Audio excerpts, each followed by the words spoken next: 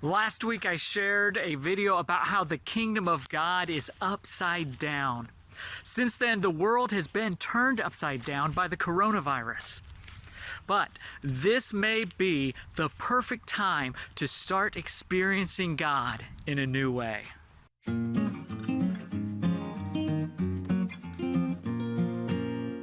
Hey, I'm Josh. Welcome to week 4 of Lent and our weekly devotional videos.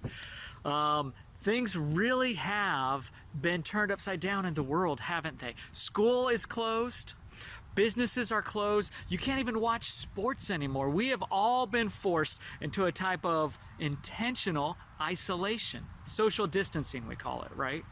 And for some of us, that can be really difficult to do. We want to be around other people. We want to be busy. We want to be out there doing things. And so this can be frustrating. But let's take a look at Jesus and how he intentionally put himself in a situation of social isolation.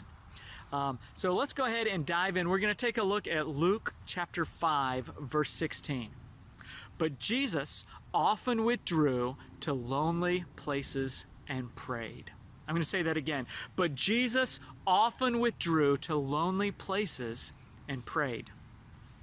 And there are a lot more Bible passages that show Jesus doing that. But I want to share just one of them with you today. So here we're taking a look at Matthew 14, verse 23. After he had dismissed them, so it's Jesus dismissing the crowds.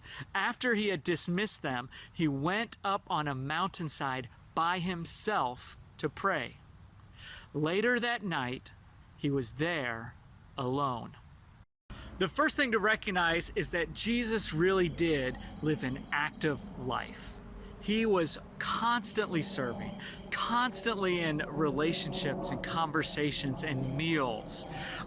Jesus lived an active life, but he chose to seek solitude and rest.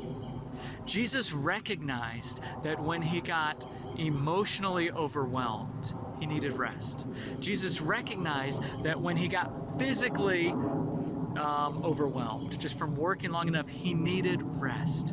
Jesus drew from the very old tradition from the Bible of Sabbath and rest, and he made that part of his daily life. He made that part of his weekly rhythm, and he made it part of his daily rhythm. He was intentional to choose to find moments by himself in solitude to rest. So let's recognize that Jesus did that. Sometimes we celebrate being busy, and doing things is important, but we must take time to rest. Also, Jesus did not just seek solitude for rest. He went out by himself so that he could pray. Jesus looked for solitude, so out on top of a mountain, or out in the woods, out in the wilderness, out where he could be alone, where he could hear nature and feel the wind. And what did he do? He prayed to God. Jesus prayed when he was with other people. He prayed in groups, but he always made time to be alone with God and pray. We have an opportunity now to get a type of solitude that we usually don't get in our busy lives. Maybe our homes are a little busier if we've got kids around all day, but we have forced isolation and solitude.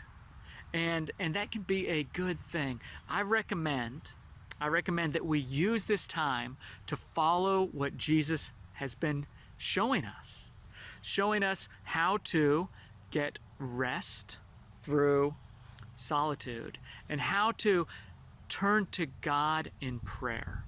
And so what we're doing with the coronavirus is helping a lot.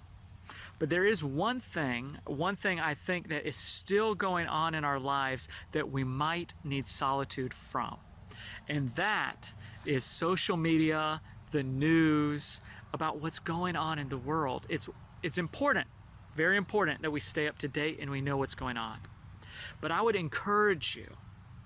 urge you to follow Jesus' example of withdrawing to, if not a real mountain, at least a metaphorical mountain where you put up your phone, where you turn off the TV, and at least for some time during the day, you get rest from the worries and fears of what's going on, and where you get solitude, where you can move away from that to pray. As you're practicing social distancing this week, as you are practicing being withdrawn from the normal busyness and crowds of society, I hope that this helps you and your family and our country stay safe, that it protects one another from the virus.